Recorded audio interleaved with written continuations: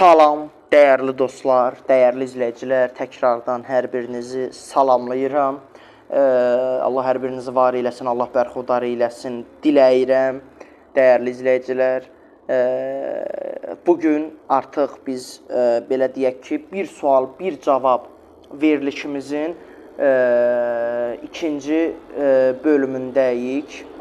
İkinci yox, artıq bu, mən bilmirəm, bu desən artıq üçüncü bölümündəyik artıq və bu bir sual, bir cavab verilişi də olduqca çox mühüm rol oynamışdı, çox sevilən bir layihə olmuşdu.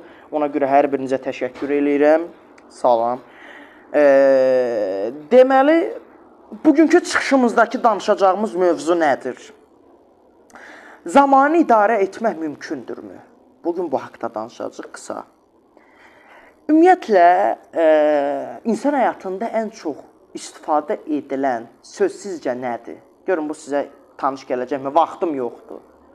Bu sözü çox adam dillər əzbəridir. Vaxtım yoxdur bunu eləməyə. Vaxtım. Bu cümlə populyardır. Bu bütün dünyada populyardır. İndi burada maraqlısı odur ki, bu cümləni həm məşğul olan insanlar deyir, həm də elə boş olan insanlar deyir, içsiz, gücsüz insanlar da deyir. Ona görə də bizi burada bir sual qarşılayır bizi burada ki, doğrudanmı problem zamanın azlığındadır, yoxsa zamanı dəyərləndirmək bacarığımızdadır? Problem hardadır? Biz mi zamanı doğru dəyərləndirə bilmirik, yoxsa doğrudan belə zaman azdır? Biz bu suala belə cavab verərik ki, dəyərli izləyicilər, müxtəlif kitablar və seminarlar və təlimlərdə hər zaman biz zamanın idarə olunması haqqında belə başlıqlı çox seminarlar, kitablar və sair təlimlər biz çox görmüşük. Və bu insanların da gündəlik planlarını bölüşdürməsi və zamanı maksimum şəkildə gözəl dəyərləndirməsi uğrunda çox böyük kömək edir. Ona görə də burada bizim diqqət etməli olduğumuz mühüm bir məqam var, mühüm bir həqiqət var. Zaman insanın idarə edə biləcəyi bir varlıq deyil. Yəni biz zamanı əlimizdə saxlaya bilərikmi? Yox. Belə açaq da bunu. Siz bu dəqiqə istəsəniz, misal üçün atıram, indi bir tarixi bir hadisə də, yəni 1500-cü illərdən, 1514-cü illərdə, yəni bu dövrlərə gedə bilərsinizmi? Məsələn, Səfəvilər dövlətinin quruluşu 1505-ci ilə bu dəqiqə gedə bilərsinizmi? Mümkündür. Mən istəyirəm, qardaş, bir dənə mən gedim, keçmişə bir 500 il bundan qabaq gedim, filan tarixi şey, bu mümkün deyil. Ona görə də bu da nə deməkdir? Deməli, biz zamanı əlimizdə istədiyimiz kimi istifadə edə bilmərik. Ona görə zaman dayanmır, sürətini də dəyişmir və heç kimin xatirinə də geri qayıtmır. O öz axını ilə paralel şəkildə davam edir. Ona görə də əgər bu belədirsə, onda biz nəyi idarə edirik? Zamanı idarə etmək onda bəs nədir? Nədir bu zamanı idarə etmək? Əslində, insan zamanı yox, öz seçimlərini idarə etmiş olur. İdarə etdiyimiz şey saat deyil, diqqətimizdir. İdarə etdiyimiz şey dəqiqələr deyil, qərarlarımızdır. Çünki insanın həyatı zamanın deyil, seçimlərinin məhsuludur. Dəyərli dostlar, seçimlərinin məhsuludur. Böyük müsəlman filosofu, mənim də çox bəyəndiyim və bəlkə də o dilləri favorit dilləri, favori alimlərimizdən olan İbn Sina, Əbu Əli İbn Sina insan ömrünü ən qiymətli sərvət hesab eləyirdi.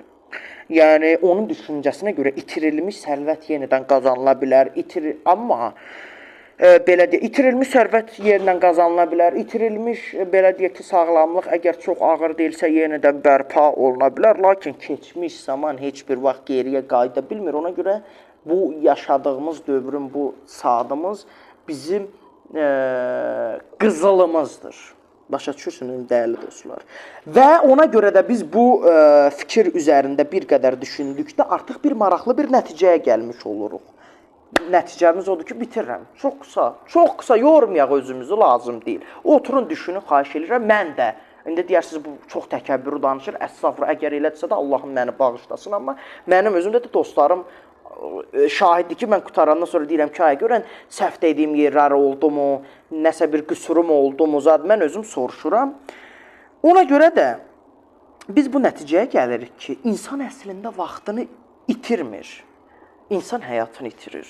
Çünki həyat zamanın içində yaşanır və hər keçən saat ömrümüzdən gedən bir hissə olur. Və bu səbəbdən zamanı sadəcə saatın əqrəbləri ilə ölçülən bir anlayış olmadığını biz anlamış oluruq, dəyərli dostlar. Deməli, buna görə də nəticəmiz bu oldu ki, zamanı idarə etmək mümkün deyil. Amma insan özünü idarə edər. Yəni, bəzi adamlar zamanı idarə etdiklərini düşünür. Xeyr, zamanı yox, sən özünü idarə edirsən, öz planlarını idarə edirsən. Hansı işi hansı, elə bil sən onun dalıyca gedirsən, o sənin dalından gəlmir. Sən ona görə, o zamana görə planlarını qırırsan, onun çərçivəsində elə bil bir düz xət kimi çəkin, yəni o ovalın içindən çıxa bilmirsən, belə deyək. Ona görə nəticəmiz bu oldu, bitirirəm. Zamanı idarə etmək mümkün deyil. Amma insan özünü idarə eləyə bilər. Öz seçimlərini, diqqətini, məqsədini və həyatını idarə eləyə bilər və əsl zaman idarəçiliyi də məhz bundan başlayır.